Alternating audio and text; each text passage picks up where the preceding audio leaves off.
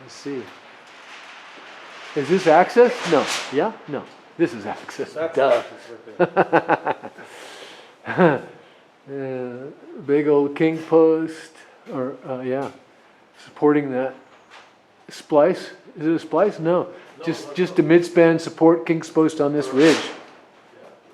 And just so you know, engineering-wise, when you have a volume ceiling like this, because if this were not a volume ceiling, if this had ceiling joists and a regular drop ceiling joist and not the volume, that ridge could have been a 1x.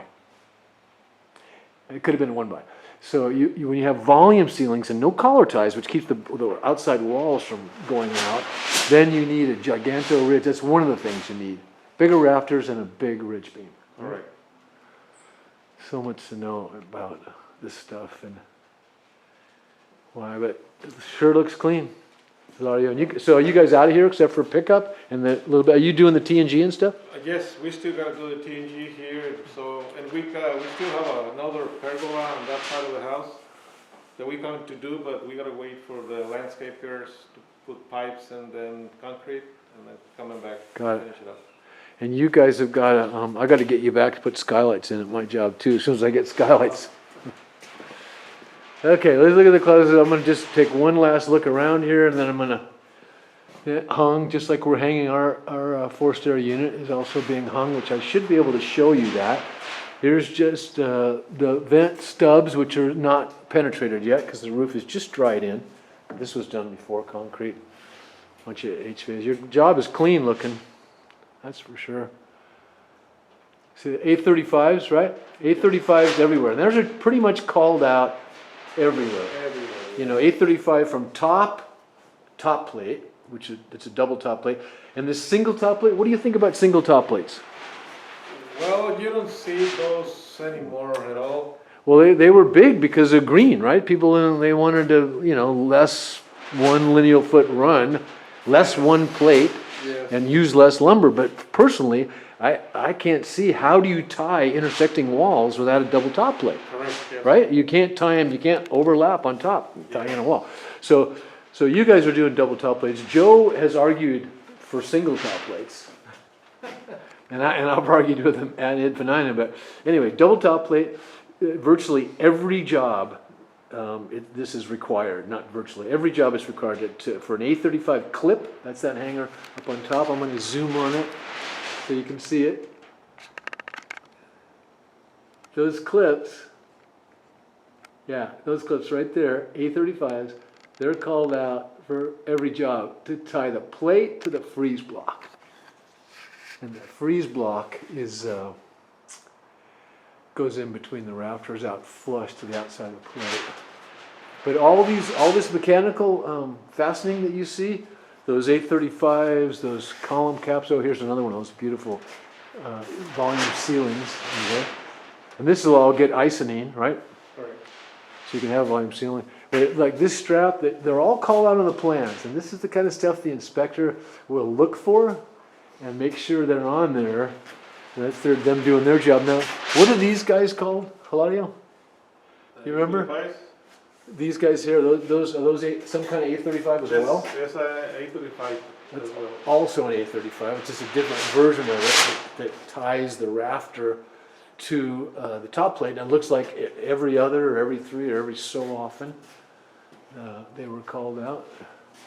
And that's for exterior walls, not for interior walls. Any other jazzy hardware on here? See here, this is all A35s too. Yeah. And then in typical ceiling framing, that's a typical head off right there, right? Yes. A doubled up joist. It's a double joist. We still Cut need out a and couple of hangers. then head out. So because you see, it loses this joist. This joist right there, that used to go all the way through that opening, or would have gone all the way through that opening. And since you're going to get rid of that ceiling joist, you've got to head it off with doublers all the way around, and now it's secure. It's the way it's supposed to be framed. And this is plywood trimmers, which is fine. Wait, that just added the fur in the opening. There's your king stud. There's your trimmer. That's some furring, header, These are cripples, double top plate. Clean, man. You guys are clean. Yeah, thank you. What if I come around with my level? Well, I challenge you, that'll be okay. And is this probably getting a masonry fireplace, right? Yeah, God. after they install the masonry fireplace, we're gonna come up and fur out the front of that. Yeah, wow, that's just, this is just something else, Really man. nice. Something else. So I'm gonna say sayonara, but I wanna just finish with Ilario. So anything else you want to tell my class of men and women that are interested in construction, and now they've seen an incredibly well-framed house? What do you think this is a good trade to get into? I mean, if you were doing it all over again, would you do this? Oh yes, that's for sure. It is a career. It's been a career for me. And when you like it, you can go all the way. I haven't seen any stop.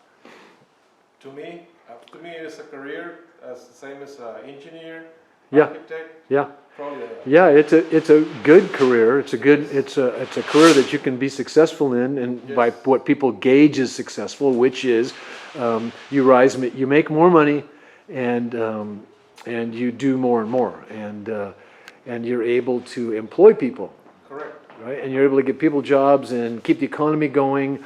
The thing is there are no ceilings set for you here. You know, you could start out pushing a broom and then be the owner of the company with a bona fide California contractor's license, and more work than you can do, and more work in the horizon, Yes. and bigger projects. Correct. And hopefully bigger margins. And the thing of it is it's not a guarantee that you're going to get rich. Do you know what I mean? But if you work hard and you're fair and you got your wits about you, it's been my experience that you will do well Oh, financially. definitely, yes. Definitely, I mean, it is a career, even if you don't make a lot of tons of money. I mean, your life, it's a quality life, and you can support your family, you can enjoy the work and live, you know? And speaking of enjoying your work, it's one thing that I've been kind of harping on is that the kind of work that you do, and the kind of work that I've done, and the guys that work for you do, is creating things that are real in the world, that last and have lasting value. So they exist way beyond when you're doing them, right? You do them, they get done, and they don't just go off into the internet or ethers, or they're not just pieces of paper laying somewhere. They're real things that people go into, and the walls keep the elements out, the windows let in the light, and all this stuff that you do is here for the ages, and that's really something.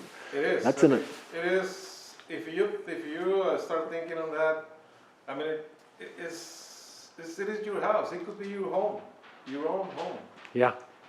And I mean, it's a really good thing. It's a really good career, and if you enjoy it, and you're getting paid, you're living. And like I said, it's a career. Yeah, well, it is, and you're a great example of it, Hilario, and thank you so much for giving me your time, giving us your time to be able to see this project, and then hear it from you too. So thanks again. No, thanks to you. Good luck to you and your guys, and to Roberto.